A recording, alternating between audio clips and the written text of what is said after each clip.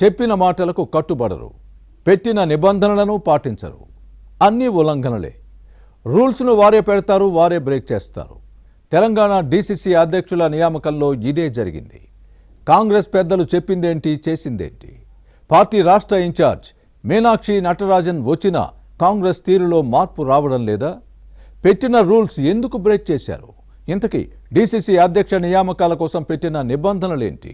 వాటికి అతీతంగా పదవులు పొందిన నేతలెవరు? Was this inside story?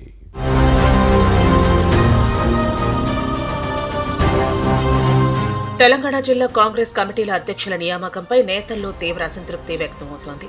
అధికార పార్టీ కావడంతో దీన్ని ఎవరూ బయటకు చెప్పలేకపోతున్నారు. కానీ పలు జిల్లాల డీసీసీ అధ్యక్షుల ఎంపికపై కొన్ని సామాజిక వర్గాల్లో నేతలు ఆగ్రహంగా ఉన్నారు. నియామకం కోసం పెట్టిన నిబంధనలను ఖచ్చితంగా పాటిస్తామని హస్తం పెద్దలు బల్లగుద్ది మరీ చెప్పిన విషయాన్ని గుర్తుపెట్టుకోవాలి. ఎమ్మెల్యేలు, కార్పొరేషన్ చైర్మన్లు, ప్రస్తుత జిల్లా అధ్యక్షులతో పాటు వారి బంధువులకు పదవులు ఇచ్చేది లేదని తెలంగాణ కాంగ్రెస్ ఇన్ఛార్జ్ మీనాక్షి నటరాజన్ చెప్పిన విషయాన్ని ప్రస్తావించుకోవాలి. కానీ చెప్పిందొకటి, చేసింది మరొకటి అన్న విమర్శలు ఉన్నాయి. డీసీసీ అధ్యక్షుల ఎంపిక కోసం పెట్టిన ప్రతి రూల్ ఉల్లంఘించారంటూ కార్యకర్తల్లో అసంతృప్తి వ్యక్తం చేస్తోంది.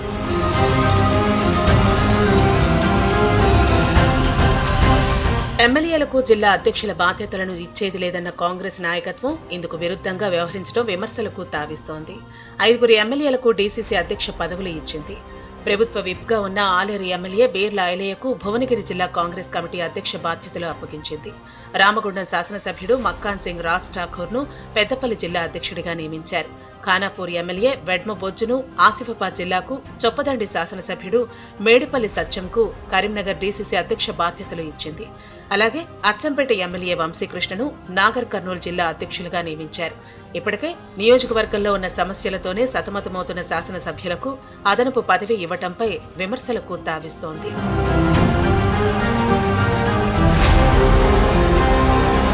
ఇక 3 కార్పొరేషన్ల చైర్మన్లను డీసీసీ అధ్యక్షులుగా నియమించింది. రాష్ట్ర క్రీడా ప్రాధికార సంస్థ చైర్మన్ శివసేన రెడ్డికి వనపర్తి జిల్లా కాంగ్రెస్ కమిటీ అధ్యక్ష పదవి అప్పగించింది. ఈ పోస్టు కోసం శివసేన రెడ్డి దరఖాస్తు చేయలేదు. Christian finance corporation chairman Deepak John కు సికింద్రాబాద్ డీసీసీ అధ్యక్షుడిగా నియమితులయ్యారు. Kakatiya urban development authority chairman Yanakala వెంకట్రామిరెడ్డిని హనుమకొండ డీసీసీ అధ్యక్షుడిగా నియమించారు. జిల్లా కాంగ్రెస్ అధ్యక్షుల కుటుంబ సభ్యులకు డీసీసీ పగ్గాలు అప్పగించబోమన్న హస్తం పార్టీ పెద్దలు ఇందుకు విరుద్ధంగా వ్యవహరించారు. సిద్దిపేట జిల్లా అధ్యక్షుడిగా ఉన్న తూంకుంట నర్సారెడ్డి కూతురు ఆకాంక్షారెడ్డికి డీసీసీ ప్రెసిడెంట్ పోస్టు ఇచ్చారు. ఎమ్మెల్యేల కుటుంబ సభ్యులకు సైతం జిల్లా అధ్యక్ష పదవులు ఇచ్చేది లేదని పార్టీ చెప్పింది. కానీ మహబూబాబాద్ శాసనసభ్యుడు మురళీనాయక్ సతీమణి భూక్యా ఉమను అదే జిల్లా అధ్యక్షురాలిగా నియమించింది.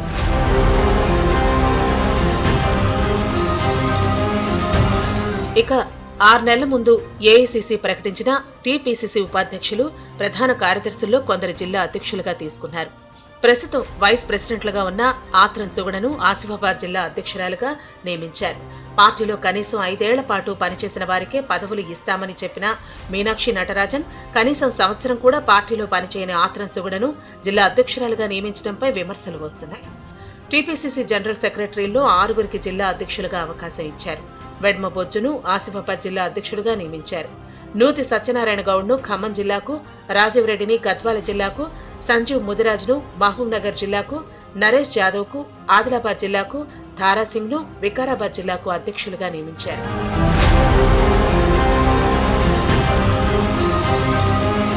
ప్రస్తుతం జిల్లా అధ్యక్షులకు మళ్లీ అవకాశం ఉండదన్న నిబంధనకు కాంగ్రెస్ పాతరేసింది. డీసీపీ ప్రెసిడెంట్స్ గా ఉన్న వారిలో 4 తిరిగి బాధ్యతలు అప్పగించింది. ములుగు జిల్లా అధ్యక్షుడు పైడాకుల అశోక్, పెద్దపల్లి డీసీసీ ప్రెసిడెంట్ గా రాజ్ ఠాకూర్, మెదక్ జిల్లా అధ్యక్షుడు ఆంజనేయులు గౌడ్, నాగర్ కర్నూలు జిల్లా అధ్యక్షుడు చిక్కుడు వంశీకృష్ణలను మళ్లీ అదే జిల్లాల అధ్యక్షులుగా నియమించారు. కాంగ్రెస్ లో రూల్స్ పెట్టడం, వాటిని అతిక్రమించడం సాధారణ అంశం. పాటించని నిబంధనలు ఎందుకు పెట్టుకోవాలని క్యాడర్ ప్రశ్నిస్తోంది. పార్టీ ఇన్ఛార్జిగా మీనాక్షి నటరాజన్ వచ్చిన తర్వాత పరిస్థితి మారుతుందని భావించినా అలాంటిదేమీ లేదని పెదవి విరుస్తున్నారు. ప్రభుత్వం మళ్లీ అధికారంలోకి రావడానికి గెలుపు గుర్రాల కోసం రూల్స్ అతిక్రమించినా ఇబ్బంది లేదు. కానీ పార్టీ జిల్లా అధ్యక్షుల నియామకంలో రూల్స్ బ్రేక్ చేయకుండా ఉంటే బాగుండేదన్న అభిప్రాయం కాంగ్రెస్ నేతల్లో వ్యక్తమవుతోంది. ఇక నిబంధనలు రూపొందించిన పెద్దలు ఏం సమాధానం చెప్తారో చూడాలి.